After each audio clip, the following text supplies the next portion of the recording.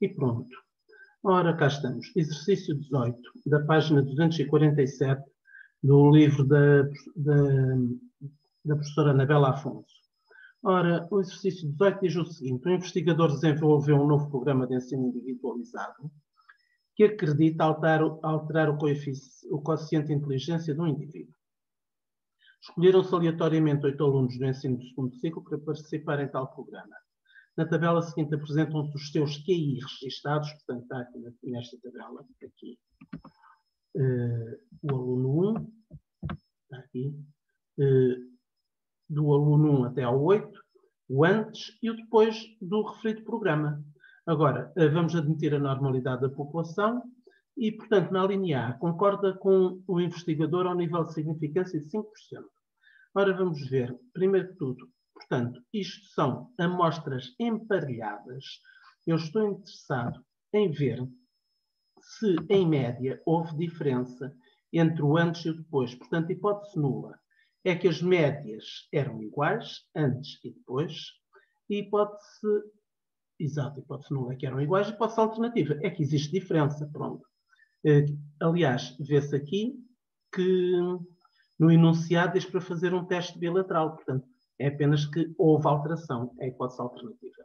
Agora, o que é que nós temos? Temos aqui o antes, temos aqui o depois. Reparem que este tipo de teste não são amostras independentes, não. Amostras independentes foram umas que a gente fez para o caso do Oceano Antártico e do Ártico, comparar as temperaturas. Porquê? Porque Ártico é uma coisa, posso ter, por exemplo, lá 6 ou 7 observações, Antártico é outra, posso ter 9 ou 10 observações. Portanto, é uma só variável que é a temperatura, e depois existe outra variável que é o oceano de que eu estou a tratar. Aqui não. Aqui existem 8 indivíduos, são 8 alunos. Existe uma variável que é o QI antes da experiência e o QI depois. Ora, como é que isto se faz? O que nós vamos fazer é, no fundo, testar se a média das diferenças é nula. Pronto. O que é a média das diferenças? É o que aqui está. Eu aqui calculei as diferenças.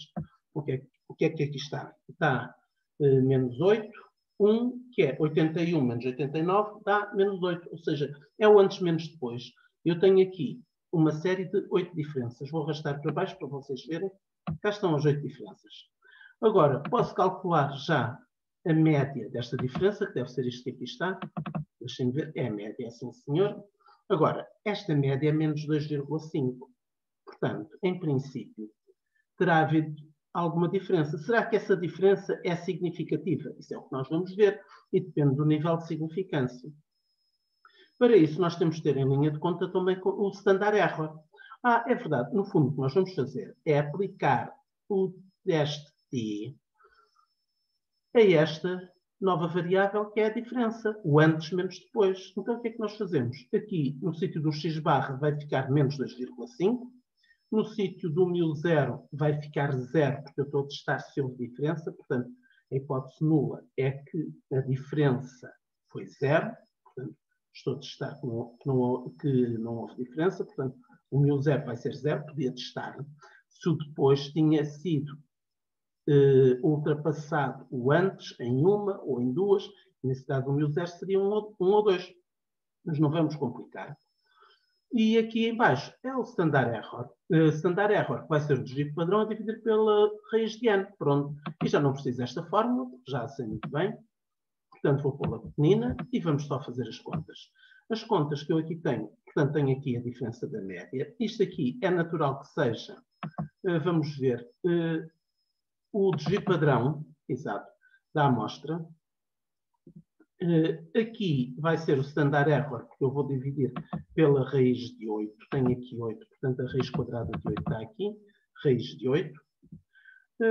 1,63 é o standard error. Agora, então, só tenho que fazer o numerador. O numerador vai ser menos 2,5 menos 0. Cá está, o menos 0. É a diferença que eu tenho na hipótese. A hipótese é a diferença ser apenas 0. Exatamente. E, portanto, vou fazer menos 2,5 menos 0 e dá-me menos 2,5, que é o numerador. Agora vou dividir pelo denominador, que é o standard error, e dá-me uma estatística de teste que é menos 1,52. E aqui está ela. Pronto. Menos 1,52. Agora, este menos 1,52, o que é que eu tenho que fazer? Tenho que ver se calha na região de rejeição ou na região de não rejeição. Pronto. Ora, vamos ver o seguinte. Eu precisava de uma da distribuição de T-student com 7 graus de liberdade. Porquê? Porque eu aqui tenho 8 diferenças. Eu calculei a média e calculei também o desvio padrão aqui destas 8 diferenças. Portanto, perdi um grau de liberdade e, portanto, cá está, vou precisar de uma T-student com 7 graus de liberdade. A T-student com 7 graus de liberdade, eu ainda precisava aqui de uns 97,5, que era para fazer o teste para 5%, ou seja, estão 5%, 95% está na região de não rejeição, 5% está fora. Está a 2,5% de cada lado, portanto precisava dos 97,5. Mas eu nem pus aqui os 97,5 porquê? Porque como o T é 1,52, eu vou precisar sim, é destes valores que aqui estão. Portanto, eu, em vez de resolver isto para 5%, vou resolver isto para um nível de significância de 10%. Para 10%, o que é que eu precisava? A região de rejeição começava no 1,89. Pronto. Como começava no 1,89 para a direita e começava para a esquerda do menos 1,89. O menos 1,52 está demasiado próximo, está próximo da origem, portanto está na região de não rejeição. Não podia rejeitar a hipótese nula. Ora, tabela T, cá está. Agora vamos ver outra coisa. Isto podia-se obter, e é o que mais interessa, não é estarem a fazer estas contas todas, é vocês obterem estes resultados no SPSS. No SPSS, o que é que vocês faziam? Pediam um teste para amostras emparelhadas, cá está ele, amostras emparelhadas, e iam ver que ele dava-vos estes quadros, dava-vos estatísticas acerca das variáveis antes e depois. Isto é uma estatística descritiva univariada, que vocês já estão perfeitamente à vontade. Reparem que algum destes valores podia ser pedido para vocês calcularem. Vocês sabem perfeitamente que este 5,04 que ali está, isto agora é só revisão. Isto, como é que isto podia obter? Podia-se obter da seguinte forma: mais este que aqui está, que é o desvio padrão, dividir por raiz de ano. Raiz de ano eu já tinha ali em cima, cá está, pronto. Mas não era pedido. Pronto. Mas isto podia-se fazer e também se podia fazer o mesmo para de baixo. Ora, vou desfazer. Portanto, este quadro não nos diz nada de especial. Embora seja esperado vocês conseguirem preencher aqui alguns valores. Está bem? Reparem, aqui N é o número de observações, que é 8. Dá-nos outro quadro, que é da correlação que existe entre as duas variáveis, entre o antes e o depois. E já vamos ver esse quadro. Mas agora o que nos interessa, sobretudo, é este quadro que aqui está. Que ele analisa um par de variáveis, que é a variável antes menos a variável depois, em que a média é menos 2,5. O desvio padrão, standard deviation, é 4,63, que está ali calculado. Está aqui 4,63. O erro padrão, como já tínhamos calculado, está aqui 1,63, 1,63, ali. O intervalo de confiança. O intervalo de confiança podia-se pedir um intervalo de confiança para a diferença. Ora, é só um instante, aqui está, intervalo de confiança para a diferença. Portanto, como é que isto se fazia? Muito simples, a diferença era menos 2,5, tinha que somar e subtrair o erro de estimativa. O erro de estimativa ia ser o quê? Ia ser o standard error vezes um valor conveniente que eu ia ver à tabela. O valor conveniente que eu ia ver à tabela era os 97,5%. Era o T, era o percentil 97,5% de uma T-student com 7 graus de liberdade. Cá estão os 7 graus de liberdade. Aqui nós temos o p-value. Portanto, nós que usávamos logo com este quadro, podíamos logo ver que não rejeitávamos a hipótese nula. O teste, ou seja, o teste não era significativo e, como tal, não podíamos afirmar que houvesse diferenças entre o quociente de inteligência antes e o quociente de inteligência depois. Porquê? Porque o p-value é 17%. Cuidado que isto que aqui está é 17%. O que é muito superior ao p-value de 5% ou mesmo 10%. Está bem? Reparem uma coisa. Isto também podia ter sido feito no Excel. Os resultados do Excel davam exatamente a mesma coisa. Tenho que ter aqui estatística de teste, cá está, menos 1,52, que podia ser obtido como? Fazendo o D19 sobre o E20, que não cabem aqui, mas eu vou já pôr. Pronto. Estatística de teste. Agora reparem, eu disse, onde é que começava a região de rejeição? A região de rejeição começava em 2,36. Para um teste com bicaudal, está bem? Com duas caudas, portanto bilateral. Se fosse um teste unilateral, começava no 1,89, que é o valor que aqui está. É este valor que aqui está, 1,89. De acordo? Porque se fosse um teste unilateral, a região de rejeição, se fosse um teste unilateral direito, começava no 1,89. Porquê? Porque tem 5% para a direita. Se fosse um teste unilateral esquerdo, começava no menos 1,89 para a esquerda, e este 1,89 é o percentil 95%. Está bem? Sendo um teste bilateral, cá está. Isto aqui era o 97,5. O valor na tabela, que eu não pus aqui, era 2,36 para a direita, ou menos 2,36. Como a estatística de teste era pequenina, ficava próxima da origem, não rejeitava a hipótese nula. Pronto.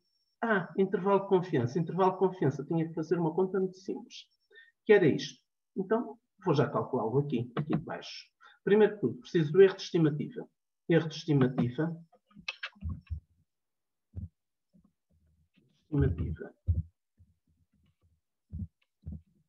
Ora, o erro de estimativa vai ser igual a... exato, isto pode-se encostar aqui. Erro de estimativa. Então vai ser mais este valor que eu vou ver à tabela, vezes... calma. Vezes o standard error. O standard error tenho aqui. Pronto. E tenho o erro de estimativa que é 3,87. Agora, muito simples. Aqui eu vou fazer mais a média, menos o erro de estimativa. Cá está. E aqui vou fazer a média. E agora, para a direita, vou-lhe somar o erro de estimativa. Pronto, aí está.